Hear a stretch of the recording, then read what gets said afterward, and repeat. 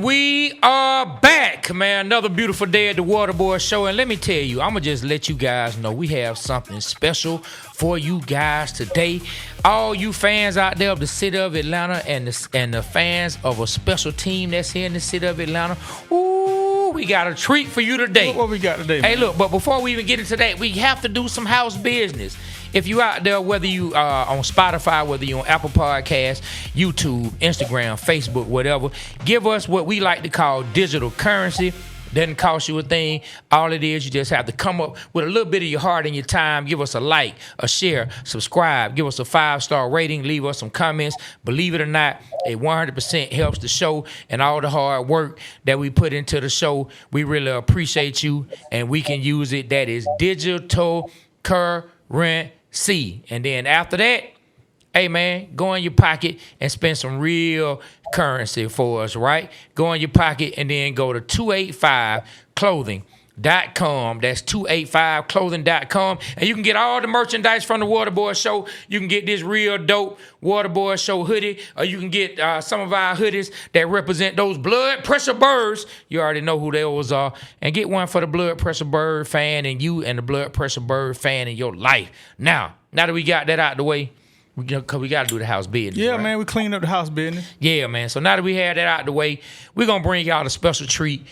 Coming to you live today, we have a man who is one of the Iron Men in his field, one of the Iron Men when it comes to calling games. This man has called a string of consecutive games, hasn't missed a game, has really sat down and turned this not into just a career. It is who he is. It's in his blood. You know, Sometimes they say what you do doesn't make you. It's who you are. The reason you do what you do. You know what I mean? Wow. And so him being the Iron Man that he is, it's not because of the job. He's able to do that job because of the man that he is. Yeah. You understand what I'm saying? And so if you love the Atlanta Hawks, if you've been following the Atlanta Hawks your entire lives like we have, this is more than an honor. This is one of the great announcers in the National Basketball Association, one of the great announcers here in the city of Atlanta. Keeps me laughing because, you know, when I'm at the job, I get to listen to him while I'm riding at work sometimes. Keep me laughing, one of the greats. I want y'all to give it up and make some noise for the great Steve Holman in the building, the Atlanta Falcons radio play-by-play announcer. Yeah, for the what did I say? Falcons. Man, I got the Falcons on my mind. The Atlanta Hawks. My bad, Steve. Shout out to my guy, Steve. I've done Falcons too, though. I did Falcons years ago. Oh, that's awesome. That's I remember awesome, him doing man. Falcons. That's awesome, man. How you doing, Steve? How's everything going? Very good, very good. I wish we would have won the game in Cleveland, but, you know, we've got another crack at them again, and we just have to win one more to make it into that top six.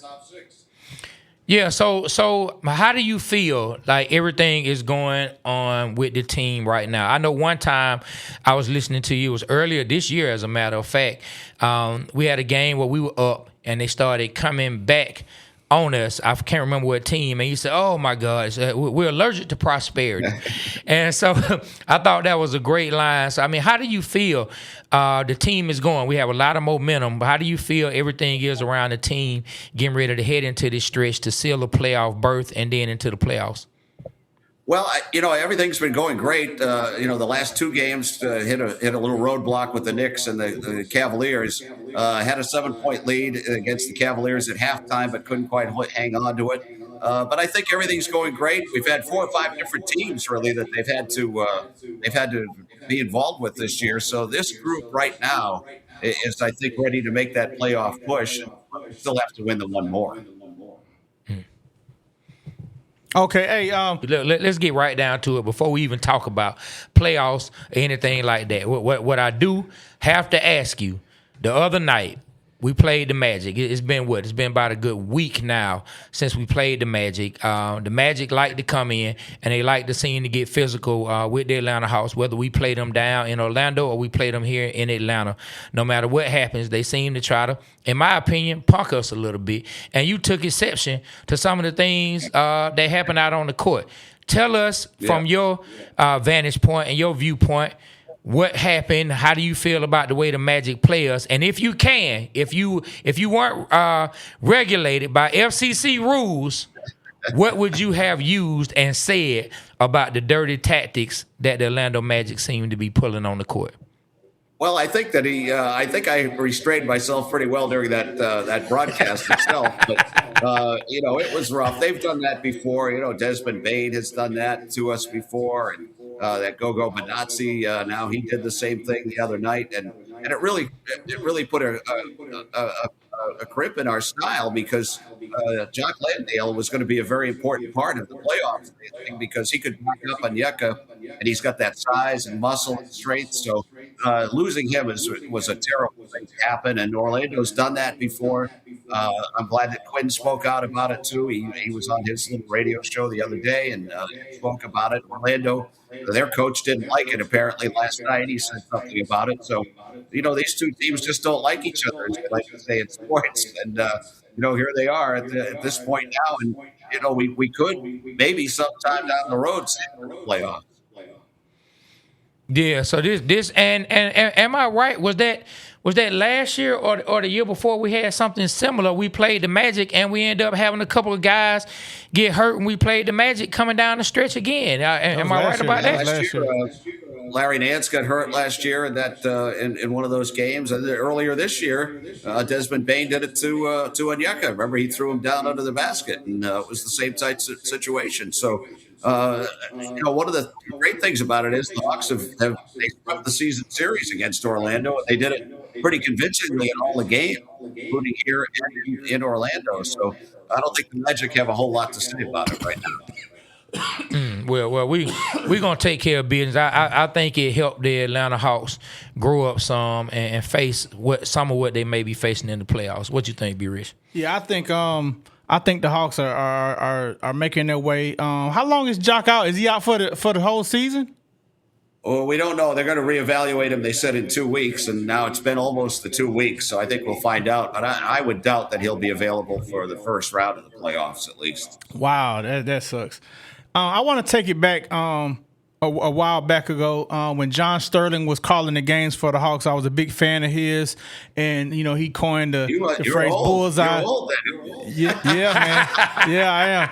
He coined the phrase "bullseye," and Dominique is magnifique. How was it coming in after him and filling his shoes? Because you've done a great job, and you're just as your terms are just as catchy and memorable. Catchy, yeah, as memorable as his. So was that hard filling his shoes? Because he was a great announcer for the Hawks.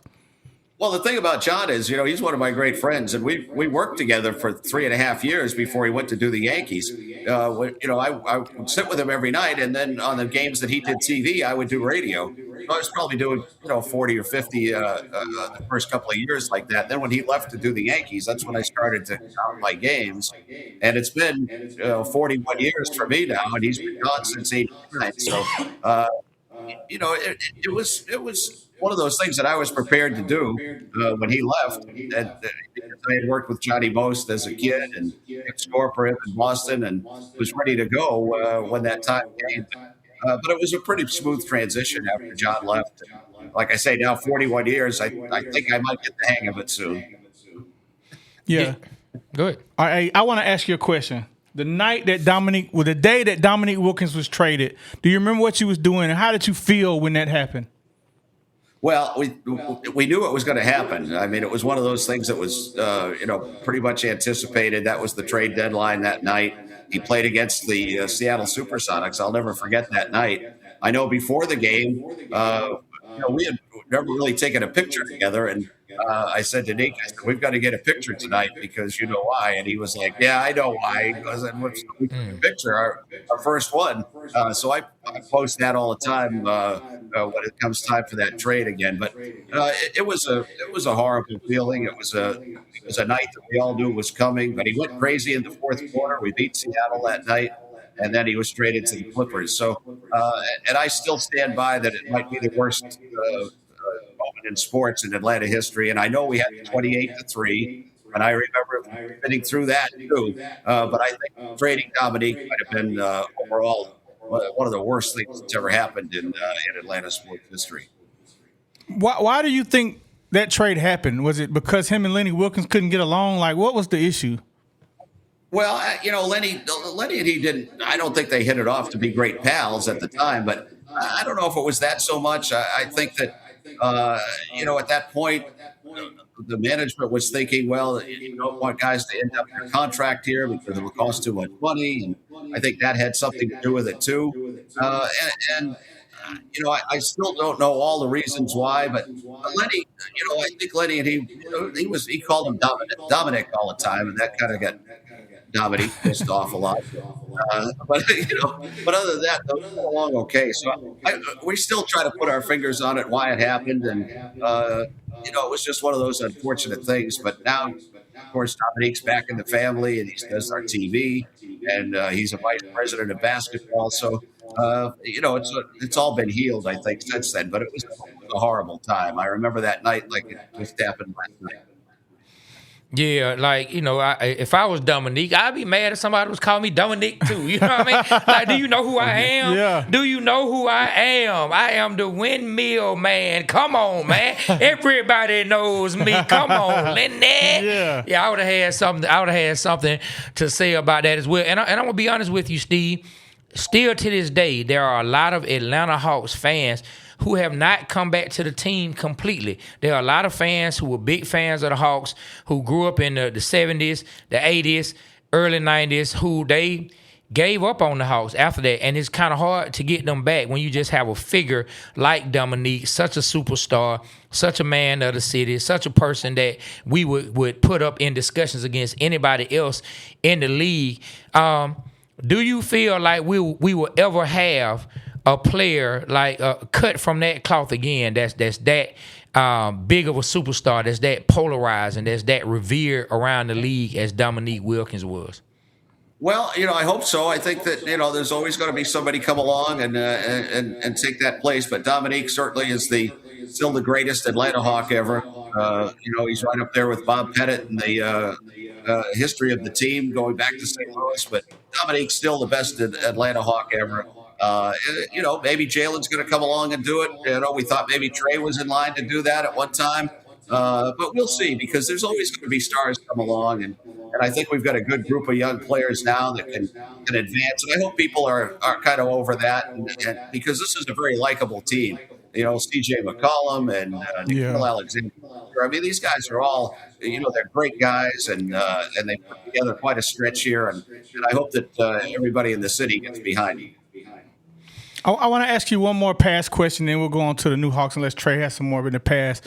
I want to ask you about this team, and it's always been in my mind that this was one of the greatest Atlanta Hawks team, and if Kevin Willis would have never gotten injured in the beginning of the season, I feel like this team had a chance to win the championship. And I'm talking about the team with Moses Malone, Dominique, Kevin Willis, and all those guys, and Kevin Willis ended up got hurt for the whole season. I don't know what year it was. I think it was 87, 88, 89, one of those. Do you know which team I'm talking about first off? Yeah, I know. It was right after the 88 famous Dominique Larry Bird Game 7, where we were ready to take off after that. And then somebody in the front office decided that we didn't have enough scoring, so they traded Trae, which was a big mistake. That was a big part of it. They got rid of Randy Whitman at that time. Randy was, he was one of our great offensive tools. And it broke up the team, and they brought Reggie Theus in. They brought Moses Malone in. Moses was great for us for 3 years. He played with us. He was one of my favorites. But I think if they had left that team alone and didn't make those changes, I think we might have advanced even further that next year. Oh, wow. I never looked at it like that. You're right. Randy Whitman was a key part of hitting some key threes and key shots for us. I was just thinking if Kevin Willis wouldn't have gotten hurt, I thought we could have gone deep. But I didn't look at it how you looked at it. But even the same thing the year that Dominique got traded, and they brought Danny Manning in here. We were in first place in the Eastern Conference at that point. Yes. And I think that if they had left that team alone and left Dominique on that team, who knows where we would have gone, So all of those things play into it over the years, and that's what happened here. Speaking of that Game 7, Dominique and Bird, that's one of the games I remember. I know you said my partner was old. We both old. I remember watching that game, and I remember feeling like everybody's starting to see what we see in our guy. You know what I mean? I mean, like friends of mine who weren't necessarily Hawks fans or who wanted to talk about all the other players when Neek and Bird were going back and forth, back and forth. Give us a little just insight on being a part of that, maybe calling that game, seeing what was going down. It's one of the legendary games. Can you take us back to that time? Yeah, it was. That Game 7 was something. The whole series was really amazing. We had lost the first two games badly in Boston, and people thought it was going to be a 4-game sweep for sure. And then all of a sudden, we won the next two in Atlanta. I think one of them was even in overtime in the games 3 and 4. We went back to Boston Game 5, a very heavy underdog because of what had happened in games 1 and 2. And then all of a sudden we shocked the world in Game 5 and we won that game. So we had a chance. We were up 3-2 at that point. So we had a chance to win that series in Game 6. That Game 6 was as wild as any game I've ever seen at the Omni as far as the crowd and everything. And they were pumped up. And that was back and forth right from the beginning of the game all the way to the end. And if you remember, it came down to the last shot. It was supposed to be for Dominique. And Cliff Livingston somehow ended up with the ball at the end and took a running left-handed shot, and as Dominique always tells people, if he didn't think he'd go to federal prison, he might have killed Cliff Livingston after that. Man, that's a great story right there. We got to ask Nick that. That's a good one. Hey, let me ask you this, man. I've been saying this all along, and I want to see if you on the same page as with me. I think the person that single-handedly changed the Atlanta Hawks this year. Who do you think that person is before I tell you? Well, I mean, Nikhil has been terrific. I mean, I would put my finger Hold on. Let me interrupt you. It's not now. Yes, go ahead. It's Muhammad Gay. And the reason I say Muhammad Gay is because he fell on Trae's knee and Trae got injured for a long time. So he single-handedly changed the trajectory of the Atlanta Hawks this year. What do you think about that?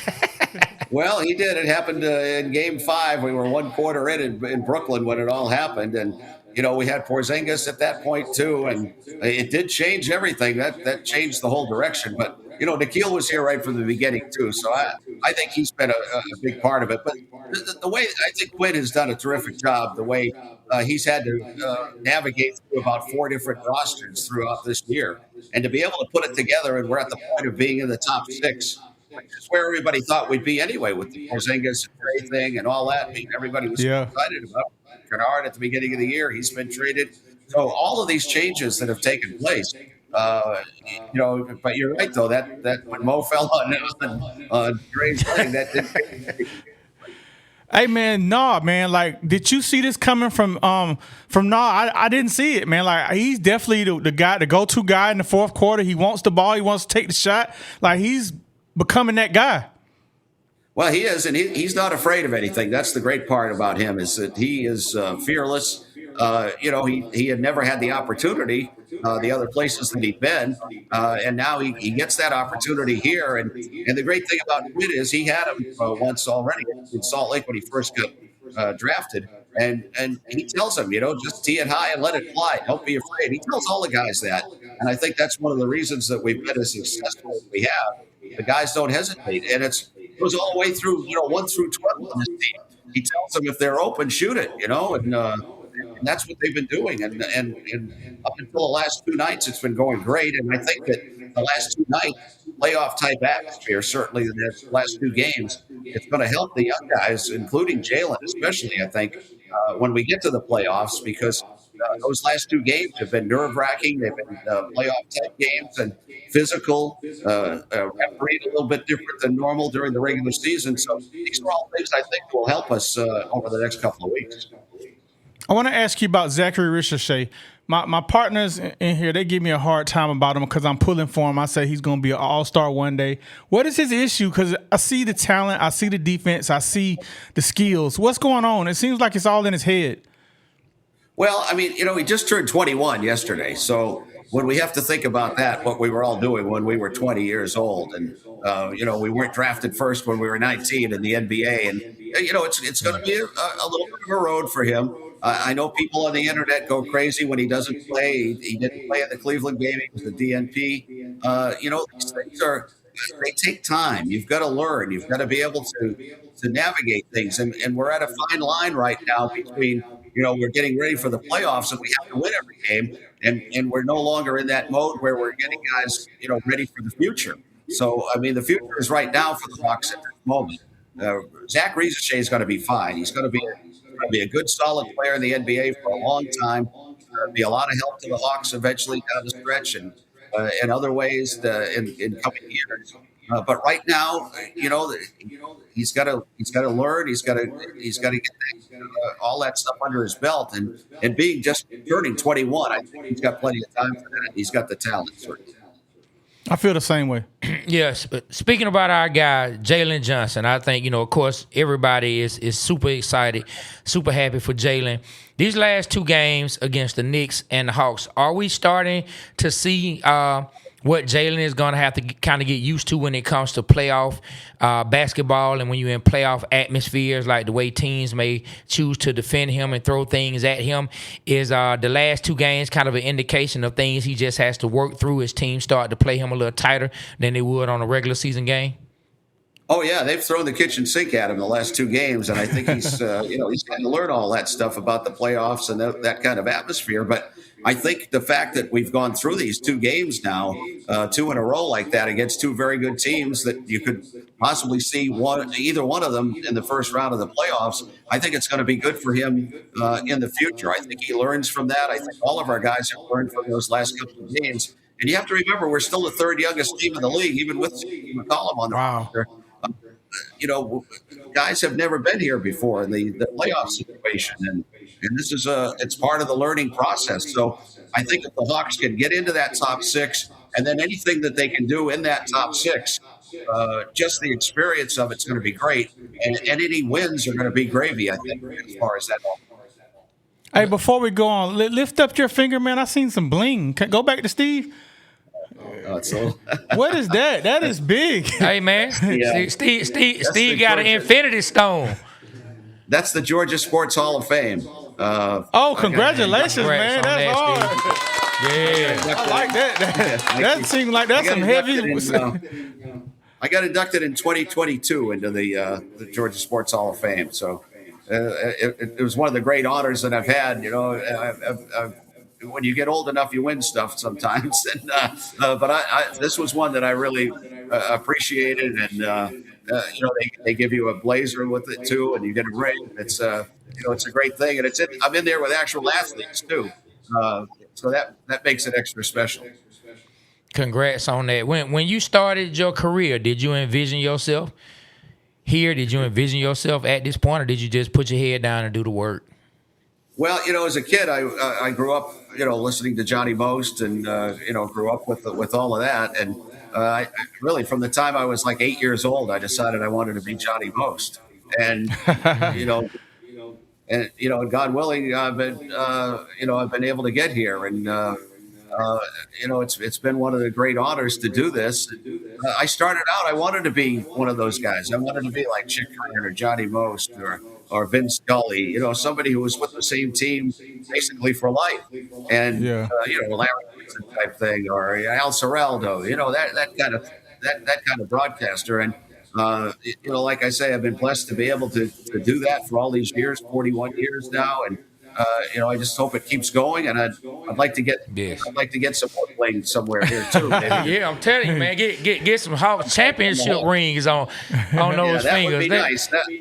That would be a great cap off to the career, Oh, hey, listen, it really would, and I definitely want to see it happen. Not just for the city and the Hawks, but for you too. You really do keep us entertained. I do. I listen to you a lot. I'm not telling you this just because you're on the show.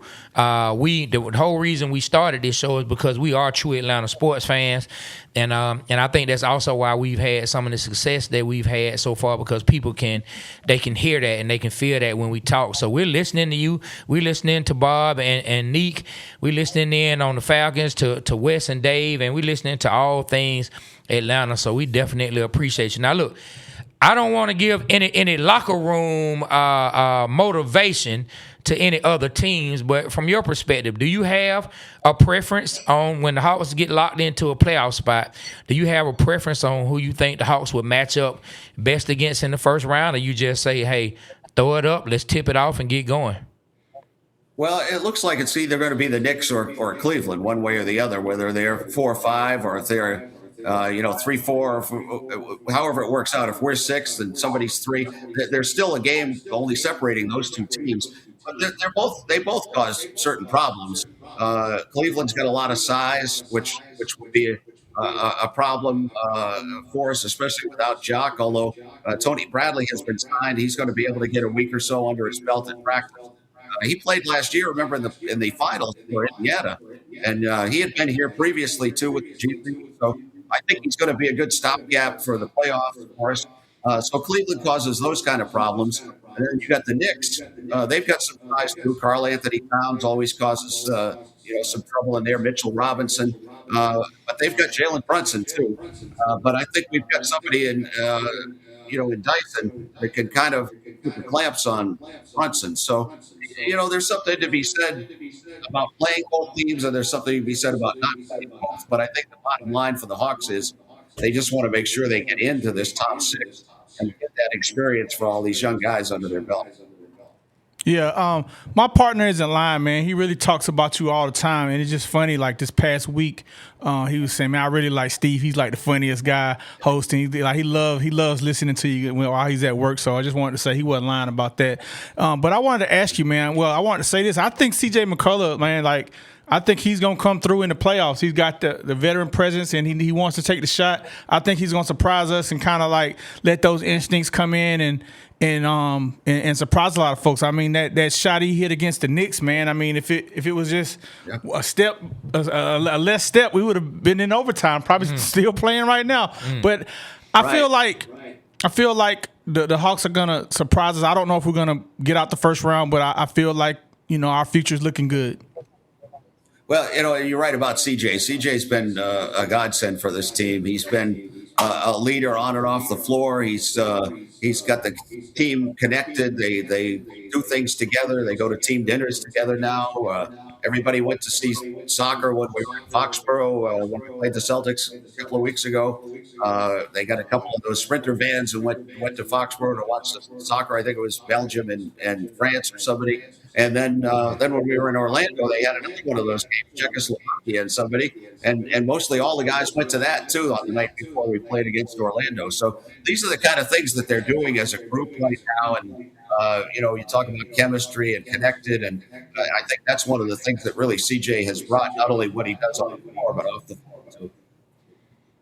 Yeah, so speaking of just team chemistry, Steve, there are a lot of people here in the city of Atlanta who had negative things to say about Trae Young. I think from my personal perspective, I think people had a misconception on who Trae was and what Trae was about, especially since you're not even in the locker room. How can you cast aspersions on someone when you don't even know them? You're not in the locker room to say it yourself. But what would you say as somebody who's around the team, if you've seen these players, you've seen Trae around the teams, and you were there through his entire time here in Atlanta, what would you say to those fans who may have the wrong perception of Trae Young about the type of teammate he was and what he truly wanted for the city of Atlanta when it came to winning with the Atlanta Hawks? Well, Trae wanted nothing more than to win. I mean, he wanted to bring a championship here. He really did. And, I have nothing but great things to say about Trae. He's a great kid. I really got along with him really well. The guys all liked him, too. Sometimes it just didn't work on the floor. That happens sometimes with teams. But Trae, I have like I say, nothing to say about Trae bad because he was always great around everybody. And, I think it's going to work out for him. It's going to work out for the Hawks eventually here. And I think it was just one of those things that might have been time for that. Yeah. And I'm glad that you were able to say that and share that because it's going to be somebody that hears this that's going to be able to hear your perspective on who Trae was and what Trae was about. Like you said, I think it worked out for both teams. It just didn't work out on the floor. Speaking of where Trae went, my partner right here, he really can't stand Sarr. I don't like Alex Sarr. I don't like what he did to us. I don't know if don't know. He wouldn't come here. He wouldn't come here even for an interview, which that pissed was me one of off. the things that nobody could figure that one out either. But I think we're going to be fine with Reza Shea. I think he's, like I say, he's just a kid. He just turned 21 last night. So he's got plenty of time to bloom and blossom and be what we hope he will be. I'm glad you feel that way because my partner to the right of me, he really don't like Richard Shea. He calls him 10-point Mike, and he's always giving him a hard time. And I wish he would stop. So thank you for putting the positive energy and speaking to the water and letting everybody know that Zachary Richard Shea is going to be all right. So please, can you please stop hating on Zachary Richard Shea? I don't hate on Zachary Richard Shea at all, Steve. I don't hate on Zachary Richard Shea. You got to get him in the weight room. This summer he's got to get in the weight room. I think he's gonna be an all-star. I'm still sticking to that. I'm still standing on that. He's gonna be an all-star one day. I see the defensive, and I see him playing tremendous defense, and his three's gonna start falling one day, and he can dunk. Yeah. So just so you know, Steve, my partner, if anybody can dunk, he likes them. That's like 99% of people in the NBA. I think one of the things with Zach Reza Shea that kind of set him back a little bit this year was, you remember a game in Salt Lake City early in the year. He was going in on a breakaway dunk, and somebody pushed him back, and he got hit the floor very, very hard. It could have been a career-ending injury. It could have been, and I think that scared him, and it would have scared me. I mean, when something like that happens, I think it set him back a little bit. But now he's back. The mindset, I think, is fine.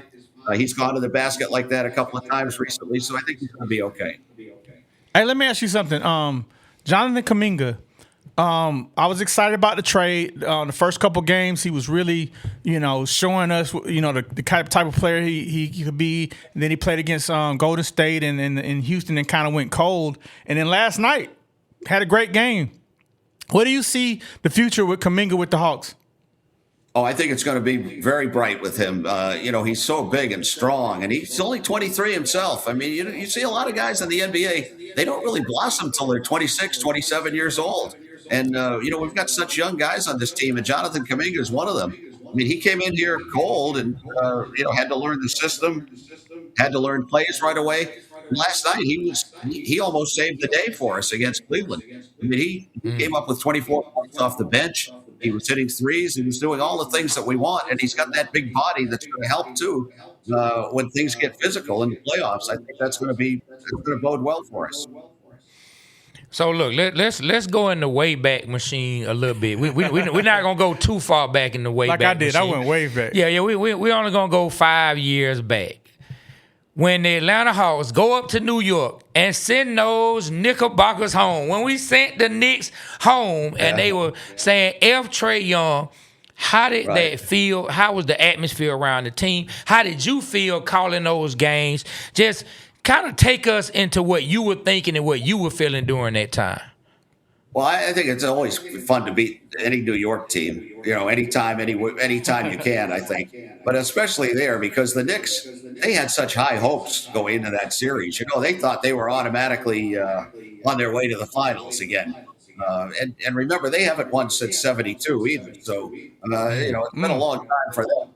But I think that gave everybody a lot of satisfaction. I think it really showed Trae how he had blossomed as a showman in the league. It led to that whole WWE thing he did. Remember at Madison Square Garden too. And, it was a lot of fun. I mean, that whole time, that whole playoff series was, and then to beat Philadelphia too. That whole thing was a lot of fun. And it seems like it was longer ago than that now than it was actually. Yeah, and speaking of that series, so I want to ask you something, and you may agree, you may not, but it's talk that goes around the barbershop a lot. That 2021 season where we seemed to peak and we made it to the Eastern Conference Finals, we were a ref's foot away from making the finals. Right. And it was such a great thing for the team. It was such a great thing for the fans and the city. But ultimately, in the big scheme of things, do you think as good as it was, it kind of hurt the Hawks at the same time? Because maybe they seemed to show signs like they were already ready to take a championship leap, and maybe ownership and the leadership stayed pat and kept the team as it was. I mean, how do you feel like coming off of that and the moves that were made to keep the team exactly together and run it back? Well, you're right, because that was definitely ahead of schedule. The schedule was for another couple of years to get to that point, and they did. They beat that, and I think everybody did get a little overly excited at that point and kind of set things back actually a little bit. But now everything's back on track. Otzi's done a great job bringing in players here, and look at the things he's been able to do this year. I mean, just bringing in Jock Landale was a major coup for him, I think, to get him. And now, to pick up Tony Bradley, too, a guy that was in the finals this year for Indiana, played some minutes for them. To pick him up to be able to replace Jock now is something. So I think we're back on the right track, certainly in the right direction. And I think this year, into the regular playoffs is going to be a big stepping stone. And like I said, anything that they can do in this first round is going to be gravy for them down the road. Yeah, I want to bring up Ansi. I think Ansi's doing a really great job for the Hawks. I think he has a vision for the Hawks, and I like his decision.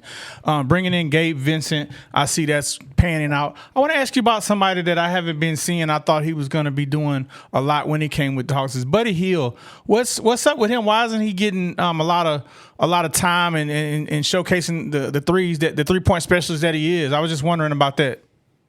Well, there are only so many spaces that you have on a team, and when it gets to be playoff time like this, the rotations get a lot smaller. They go from 10, 11, sometimes 12 players down to maybe 8, maybe 9 at the most. If you look at that, most teams are going to have that. And, Buddy's one of those guys that's he's on an expiring contract, so we don't know what the future is going to be with him here. But he's been great as far as, his attitude. His attitude's dope. He's been great that way. I mean, he's a terrific guy. He's been, I've called him the rush chairman a few times, on the air. He's kind of that guy. He's the glad hander on the bench, and he's very happy. I mean, he'd love to be playing. Who wouldn't be? But, he's very happy to be in the role that he's in right now. So look, we're gonna jump back in. We're gonna put our seatbelts on a little bit and go a little further back in the Wayback Machine. Okay. And we're gonna take it back to 2016. Quinn was here doing his stint with Bud. Of course, he was an assistant at the time. Now we see him as the head coach.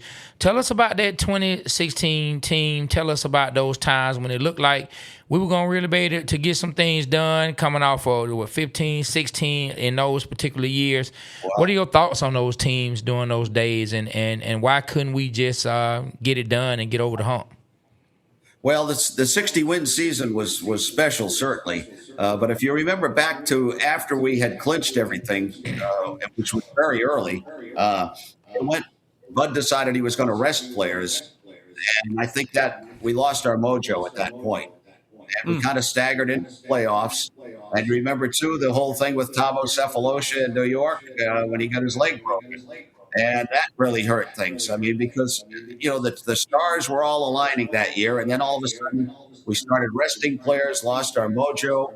That happened with Thabo. That kind of, it was almost like the Eugene Robinson thing at the Super Bowl. The same type of thing, And then we barely won the first round, barely won the second round, got into the finals, and then Della Vedova broke Kyle Korver's leg, and then Al was thrown out of the game, whatever it was, I think it was game 3. We had a great chance to win that one, and Al threw an elbow and got thrown out of the game, which was a questionable call. And it just all kind of came apart, and we ended up losing in 4 to the Cavaliers that year. So it was everything had aligned nicely, and then all of a sudden the karma went against us. Yeah, that was like, anybody named Della Vedova, we know we can't trust him. You know what I'm saying? Yeah. I want to ask you something about the upcoming NBA draft. We have 2 first-round picks.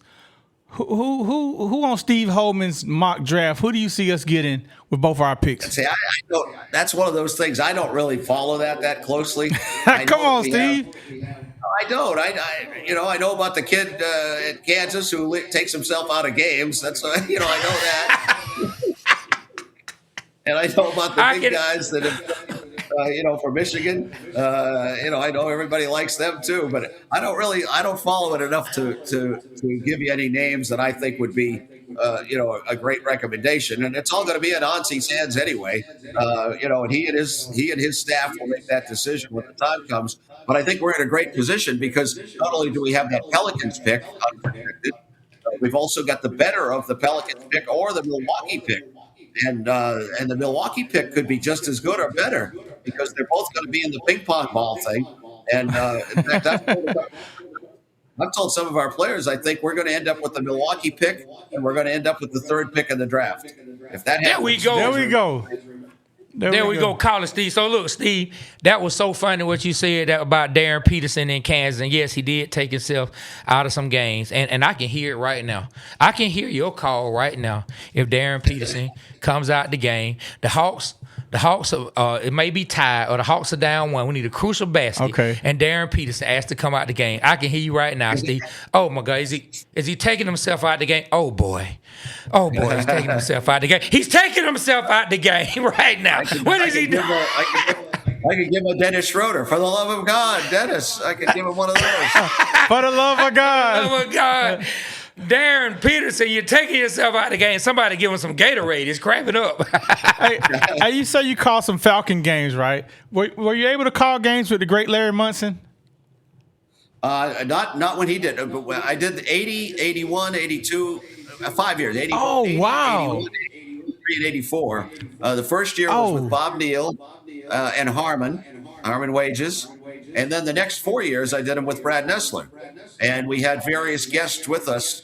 We had a third man in the booth at that time. And, a lot of different celebrities came through. Pat Summerall, we had a Monday night game. He wasn't working on Monday night. So he came and did the game. That was a lot of fun. I mean, we had a lot of people come through. Bo Bach, who just passed away yesterday. Bo Bach was one of our third men in the booth at that time, too. That was right, with Steve Bartkowski, William Andrews, and then after that, Gerald Riggs. I mean, we had Alfred Jenkins, all those Alfred guys Jackson. on that team. It was a fun time to be doing Falcons games, 1980, and they had that 3rd and 1, if you remember, and Too Tall Jones jumped off sides. Yeah, and Lynn Kane went 3rd and a half, right, in that game. So I know all those things. It was just another one of the things where we punched ourselves in the head in Atlanta over was that game in the playoffs too. But that was quite a year. I think they 12 wins that year, I believe. They were 12-4. Yeah, so I became a fan in 1980. The Dallas Cowboys Atlanta Falcons game. That's the day I became a fan. Can you tell me about that year? Because I didn't. I was young. I was like 8, 9, 10. Or I can't remember the exact age I was at. But tell me. Oh wow! Tell me about the Falcons then and William Andrews, who's my all-time favorite Falcon. How was it watching him playing and Steve Bartkowski and all those guys? Were they really a good team or what was it? Oh yeah, no, they were excellent. I mean, we had Jeff Van Note was the center on that team. We had Mike Ken. R.C. Thielman, all those guys, it all added up to a great year. We had a great running game with William, and remember William got hurt after that. He hurt his knee, and I think if it wasn't 40 years ago, he would have had that knee scoped and fixed and better than it was with a full-blown surgery at that time. So that was just unfortunate that happened to William. But those teams were a lot of fun. Those were fun. And then later on, we got Billy White Shoes here. He put a lot of it. Then Dion coming along, and that was a fun time to be doing those games then. Yeah, man. Steve, we getting close to the end. We're not gonna keep you all day, and it certainly has been a pleasure. I do want to ask you this. Were you saying bang before Mike Breen? Were you using that back in the day? Yes, So you need to be getting some residuals. Are you getting residuals for that, Steve? It's funny. I'm glad you brought that up because Mike Breen and I kid about that a lot. If you remember, I mean, I took it from Johnny Most. The first time I ever heard it, Johnny Most used to say that. So I'm not afraid to say I took it from Johnny. I mean, his whole thing was, and he stops and pops, bang. That was Johnny, And then I picked it up on bigger games. And then what happened was Mike Breen was doing the morning sports on Imus in the morning. back in the day when he was first starting out, when he got out of Fordham.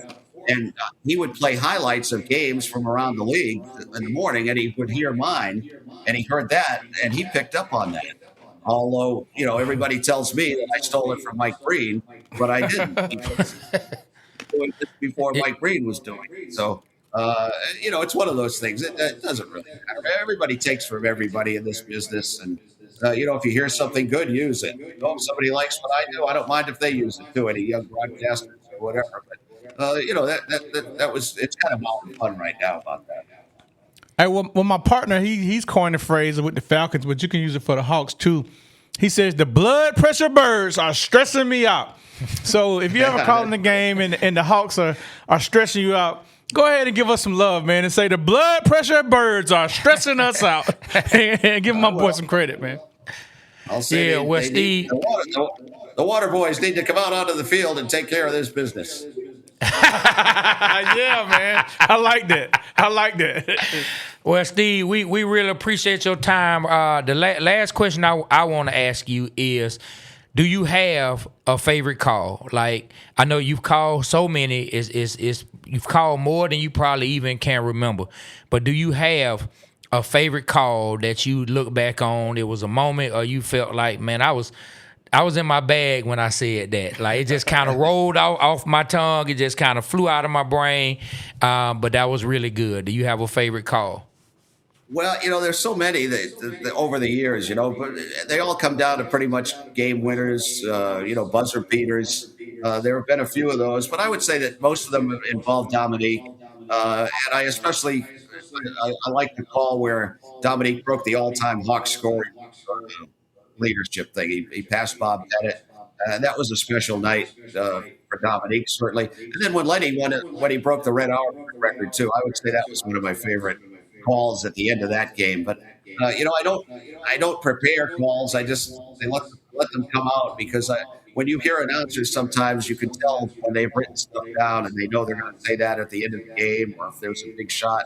I prefer just to let it flow and just let it come out, and, like it did in Orlando with that whole thing. I mean, that was not scripted. that was honestly how you felt.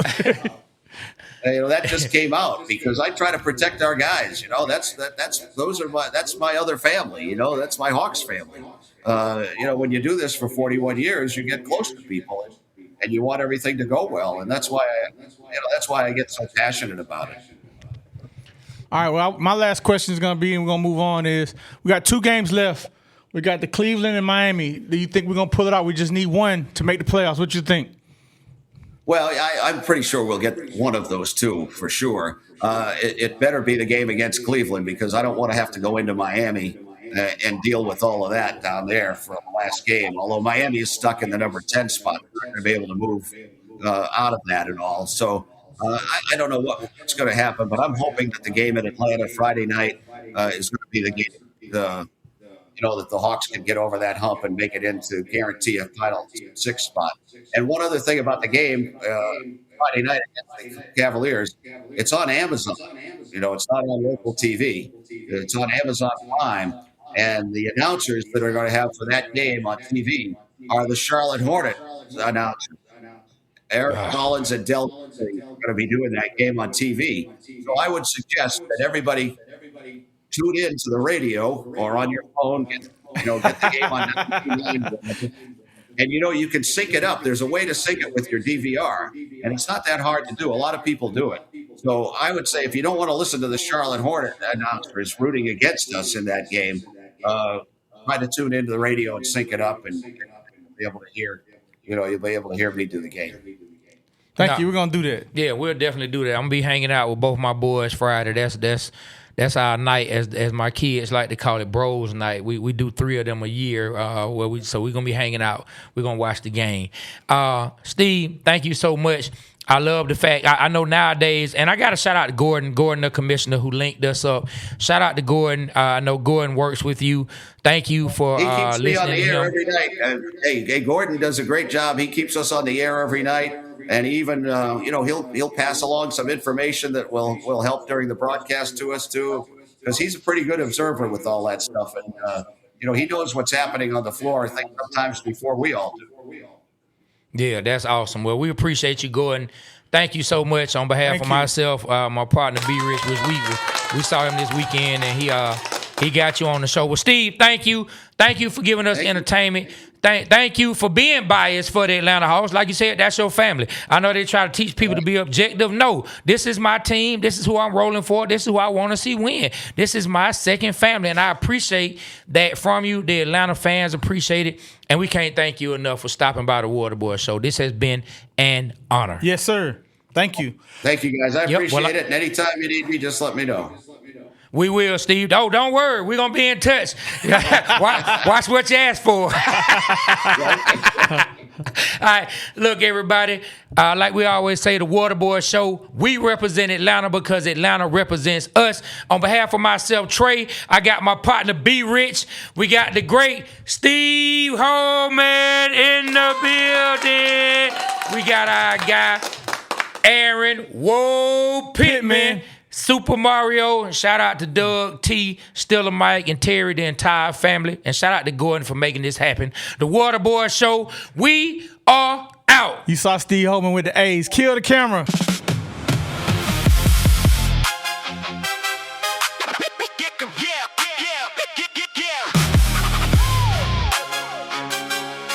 Yeah.